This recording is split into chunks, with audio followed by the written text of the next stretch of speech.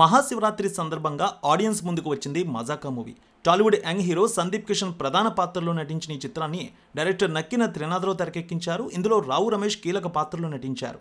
రీతూ వర్మ కథానాయికగా కనిపించింది. ఒకప్పటి సీనియర్ హీరోయిన్ అంశు ఈ మూవీతో రీ ఎంట్రీ ఇచ్చింది. AK entertainments, Hasiya movies బ్యానర్లపై Rajesh దండా నిర్మించిన ఈ సినిమా విడుదలకు ముందే ప్రేక్షకుల్లో ఆసక్తి నెలకొంది.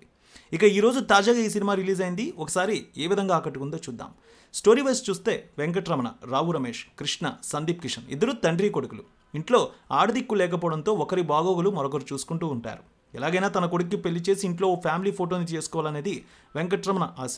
కానీ ఎవరూ అమ్మాయిని ఇవ్వడానికి ముందుకు రారు. వెంకటరమణ పెళ్లి చేసుకుంటే అన్ని సమస్యలు తీరిపోతాయనే సలహా ఇస్తారు. ఆ సలహా చెవిన పడిందో లేదో వెంకటరమణకి యశోద, అంశు అనే మహిళ తారసపడుతుంది.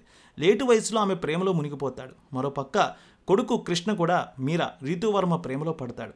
ఇలా తండ్రి కొడుకులిద్దరూ ఒకేసారి ప్రేమరేఖలు రాసుకుంటూ బస్ స్టాప్ల చుట్టూ తిరుగుతూ ఉంటారు. ఒకరి ప్రేమ గురించి మరొకరికి ఎప్పుడు తెలిసింది? వీళ్ళ ప్రేమ కథల్లో ఎలాంటి మలుపులు జరిగాయి? పెళ్లికి సిద్ధమయ్యాక ఎలాంటి చిక్కులు వచ్చాయి? పగతో రగిలిపోయే భార్గవ వర్మ, మురళీ శర్మకి ఈ తండ్రి కొడుకుల మధ్య సంబంధం ఏమిటి? ఈ విషయాలన్నీ తెలియాలంటే వెండితెరపై సినిమాని చూడాల్సిందే. ఈ కథ లైన్ చాలా బాగుంది. కొడుకు పుట్టగానే భార్య చనిపోతే మళ్ళీ పెళ్లి చేసుకోకుండా కుమారుడి కోసం అలాగే ఉండిపోయిన తండ్రి చివరికి కొడుకు పెళ్లి కోసమే మళ్ళీ పెళ్లి చేసుకోవాలనుకోవడం, ఫ్యామిలీ ఫోటో కోసం ఆశపడడం మంచి ఎమోషన్ ఉన్న పాయింట్ ఇది.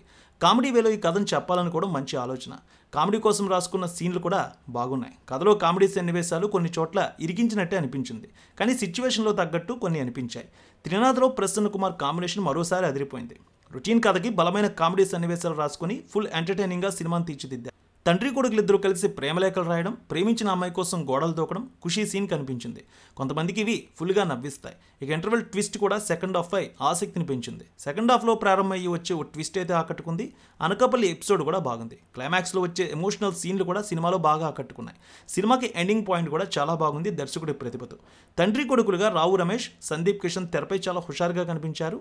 లేటు వయసులో ప్రేమలో పడిన రమణ పాత్రలో రావు రమేష్ ప్రాణం పెట్టాడని చెప్పాలి. యంగ్ లుక్లో కనిపించడమే కాదు, డ్యాన్స్ యాక్షన్తో ఆకట్టుకున్నారు. ఆయనతో ఒక 2-3 కామెడీ సీన్లు అయితే చాలా నవ్వులు పూయిస్తాయి. కృష్ణ పాత్రకి సందీప్ కిషన్ పూర్తిగా న్యాయం చేశాడు. ఆయన కామెడీ టైమింగ్ కూడా సినిమాకి ప్లస్ అయింది. ఇక హీరోయిన్ గురించి చెప్పాలంటే రీతూ వర్మ, అలాగే అంశు మంచి బలమైన పాత్రలు వచ్చే ఇద్దరికి.